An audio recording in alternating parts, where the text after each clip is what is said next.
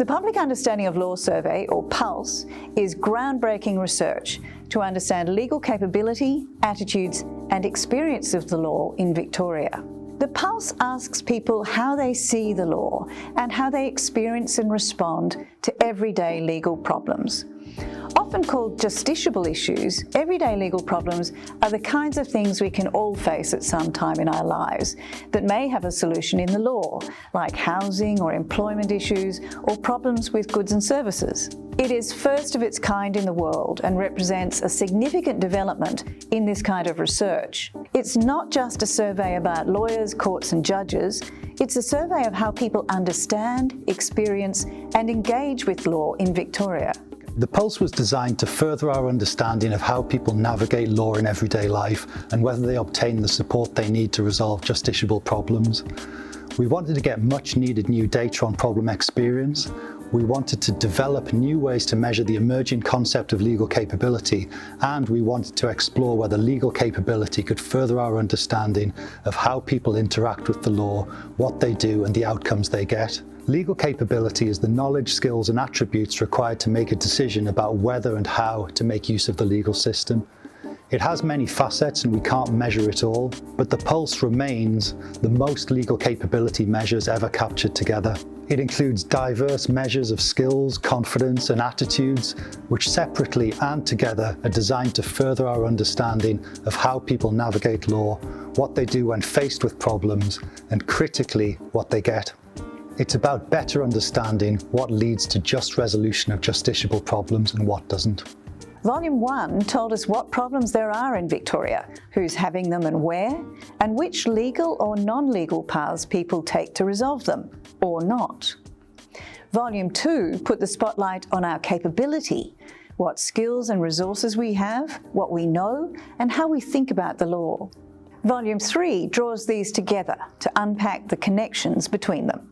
With the PULSE, we developed and implemented a suite of measures to give us a better understanding of legal capability.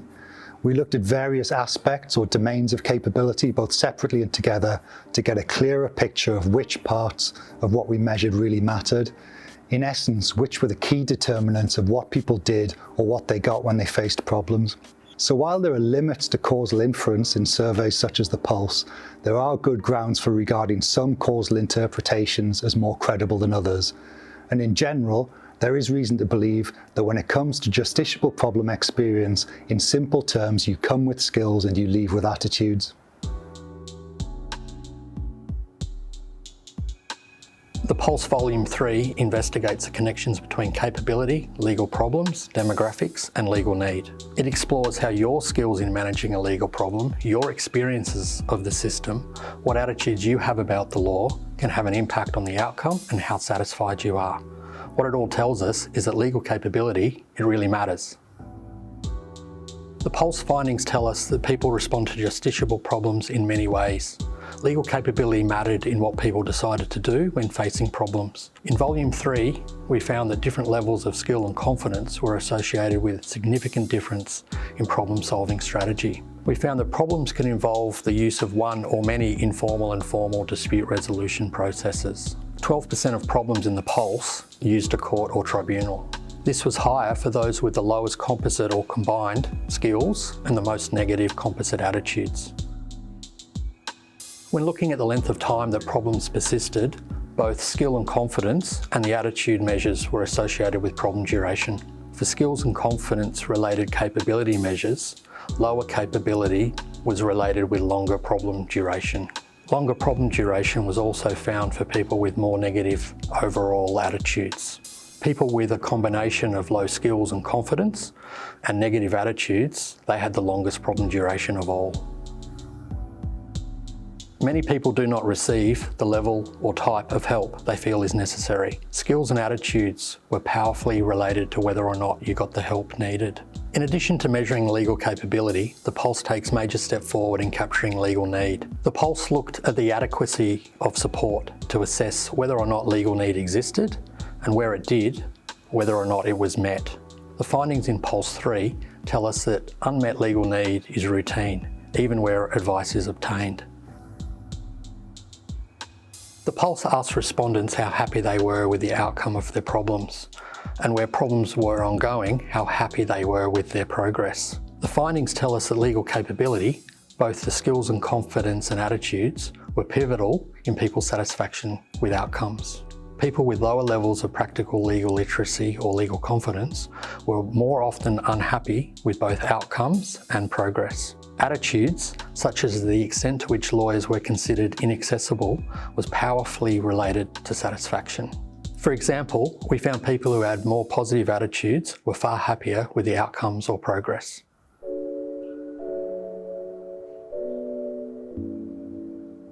What we see in Pulse is a clear mismatch between legal service provision and the legal needs of the public. We see that capability is a critical determinant of the extent to which people get the help they need. Consequently, there's real opportunity for legal capability to be operationalised within legal services. We see in Pulse that low levels of legal capability meant not getting what you need. It meant difficulty extracting value from legal services and the legal system more broadly. To impart best value, the system must mirror needs and capabilities and meet diverse capability. The Pulse has shown once again that justiciable problems sow the seeds for further problems at great individual and social cost. Just as we see a vicious cycle in problem experience, we see the same when it comes to legal capability. Skills dictated success in recognising and accomplishing the tasks required for dispute resolution and deriving benefit from legal services. And positive attitudes stem from positive experience, in turn informing future actions and interactions, a virtuous cycle. Conversely, people with lower skill levels, less confidence and negative attitudes towards law and lawyers were less able to deal with problems themselves, obtain the support they needed and achieve outcomes they were happy with.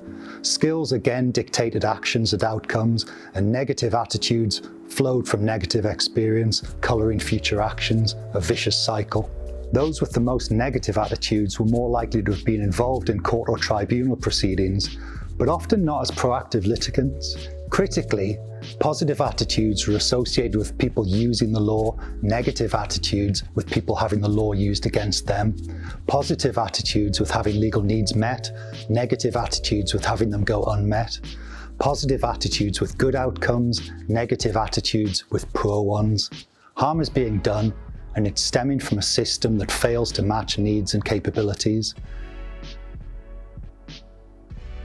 Legal capability is linked to who you are. We know this from the second volume of Pulse. But legal capability extends further. It transcends social and economic disadvantage.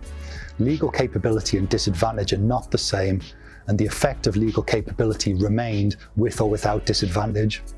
This means that we're all at risk of handling justiciable problems badly, having unmet needs, and getting poor outcomes. But what legal capabilities mattered most? Interestingly, general knowledge of the law had little bearing on strategy, on outcomes, on whether legal needs were met.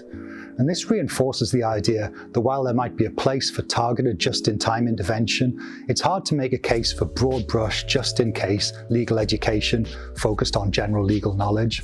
What did stand out was practical legal literacy. It appeared instrumental in better experience and outcomes. The Pulse shows that many inequalities in the experience and resolution of legal problems are best understood in capability terms.